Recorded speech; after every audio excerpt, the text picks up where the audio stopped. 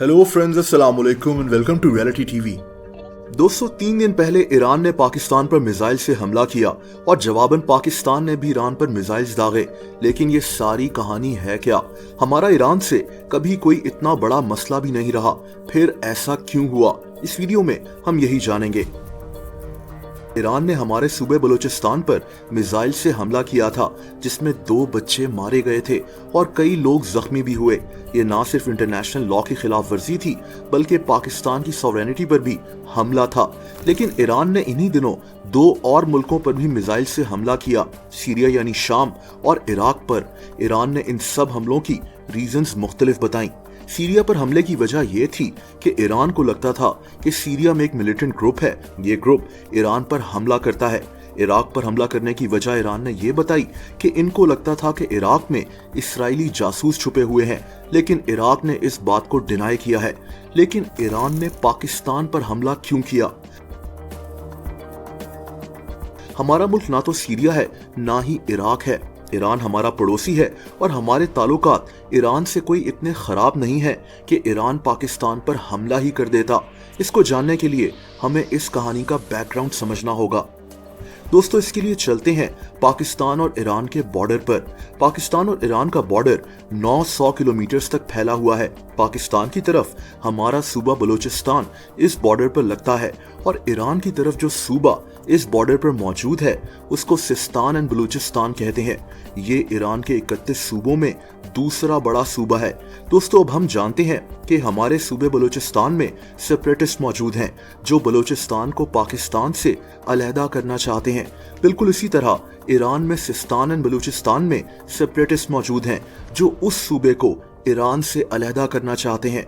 हमारे मुल्क में इन ग्रुप्स को जैश अदल और बलूचिस्तान लिबरेशन आर्मी कहा जाता है और ईरान में उस ग्रुप को बलूचिस्तान लिबरेशन फ्रंट कहा जाता है। यानी कि पाकिस्तान और ईरान के बॉर्डर पर ये सारे ग्रुप्स एक ही हैं जो पाकिस्तान और ईरान से अलहदगी चाहते हैं। अब देखा जाए तो पाकिस्तान और ईरान को इस मसले पर कम से कम एक होना चाहिए, लेकिन हैरत अंगेज तौर पर ईरान ने पाकिस्तान में हमला कर दिया और कहा कि इन्होंने हमला उसी ग्रुप पर किया है जो ईरान के खिलाफ अलहदगी के लिए लड़ रहे हैं। ईरान के वजीर खारजा ने तो ये तक कहा कि पाकिस्तान हमारा भाई है और ये हमला पाकिस्तान पर नहीं बल्कि उन मिलिटेंट्स पर था जो वहां जाकर छुप गए थे। Pakistan is our neighborly country, a friend and our brother. It was not the target of Iran's drones and missiles. लेकिन दोस्तों, जैसा कि मैंने कहा कि ये कोई तरीका नहीं होता कि आप एक पड़ोसी मुल्क पर इस तरह से मिसाइल्स दागें जिससे आपके ताल्लुकात ऐसे खराब नहीं है। ईरान वो पहला मुल्क था जिसने 1947 में पाकिस्तान को रिकॉग्नाइज किया था। हमारे ईरान से ताल्लुकात में उतार चढ़ाव आते रहे, लेकिन ये ताल्लुकात कभी ऐसे नहीं रहे कि ईरान हमारे मुल्क की सॉवरेनिटी की खिलाफ वर्जी करे, जो कि अब हुआ। जवाबन पाकिस्तान ने भी ईरान में उन सेपरेटिस्ट पर मिसाइल्स दागे जो पाकिस्तान के खिलाफ लड़ रहे हैं और बलूचिस्तान की अलहदगी चाहते हैं, लेकिन इसकी शुरुआत ईरान नहीं की थी। दोस्तों, ईरान को ये समझना चाहिए था कि जब पाकिस्तान और ईरान एक ही ग्रुप के खिलाफ लड़ रहे हैं तो ईरान को पाकिस्तान को एतमाद में लेकर बताना चाहिए था कि पाकिस्तान खुद उस जगह पर उस ग्रुप के खिलाफ एक्शन लेता। सीधा हमला कर देना, वो भी अपने पड़ोसी मुल्क पर जो एक एटमी ताकत है, कोई अच्छा आइडिया नहीं था, बल्कि ईरान की तरफ से ये हमला करना एक बहुत बड़ी गलती थी।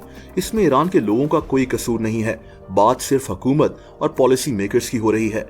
बहरहाल, हमें उम्मीद ये करनी चाहिए कि 2 पड़ोसी मुल्क यानी हम और ईरान आपस में अमन से रहें, जो हम दोनों मुल्कों के लिए बहुत जरूरी है। दोस्तों, अगर आप मुझे इंस्टाग्राम पर भी फॉलो करना चाहें तो उसका लिंक नीचे मौजूद है।